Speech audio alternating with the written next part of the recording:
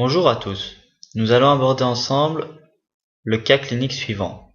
Une crise d'épilepsie d'allure grand mal, secondaire à un sevrage éthylique brutal survenant dans un contexte d'assuétude à l'alcool. Nous allons voir ce cas clinique en plusieurs points. Une partie anatomie, une partie biochimie, une partie sémiologie. Ensuite, nous ferons ensemble un schéma physiopathologique et nous parlerons un petit peu du traitement.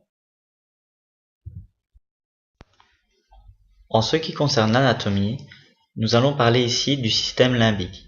Le système limbique est constitué de trois composants: le lobe limbique, la circonvolution intralimbique et les noyaux limbiques. Pour le lobe limbique, il est constitué de trois gyrus: le gyrus subterminal, le gyrus singulaire et le gyrus para-hippocampal T5.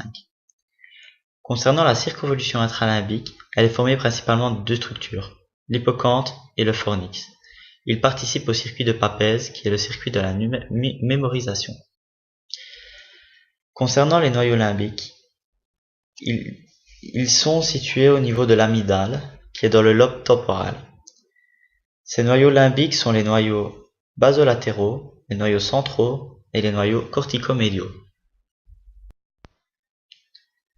En ce qui concerne la biochimie, l'activité électrique est transmise d'un neurone excitateur à un autre neurone sous forme de potentiel d'action, généré par une dépolarisation causée par l'ouverture de canaux calciques puis sodiques.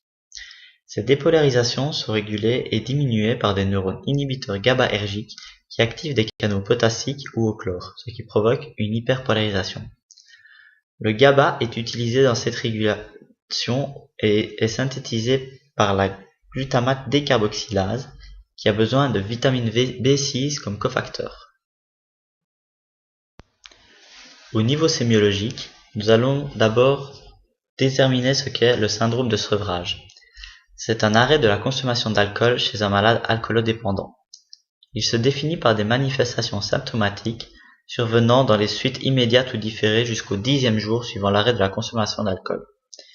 Il peut provoquer des troubles psychiques, des troubles comportementaux, une hyperactivité autonomique, des hallucinations visuelles, tactiles ou auditives, des troubles subjectifs, des troubles neurovégétatifs, des troubles digestifs, une déshydratation et en ce qui nous concerne ici, une crise d'épilepsie. Le plus souvent, elle est unique, généralisée dans les 48 heures du sevrage, sans anomalie à l'électroencéphalogramme. Dans notre cas clinique, le patient est un alcoolique chronique.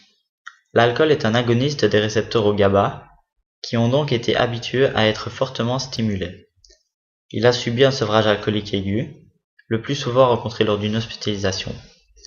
Cet arrêt brutal d'effet de l'alcool sur le système nerveux a entraîné une forte diminution de la transmission GABAergique et par conséquent une hyperexcitabilité d'un grand nombre de neurones, ce qui a provoqué la crise d'épilepsie, caractérisée par des décharges électriques élevées dans beaucoup de neurones à la fois, et donc une transmission involontaire de signaux excitateurs puissants aux muscles du corps.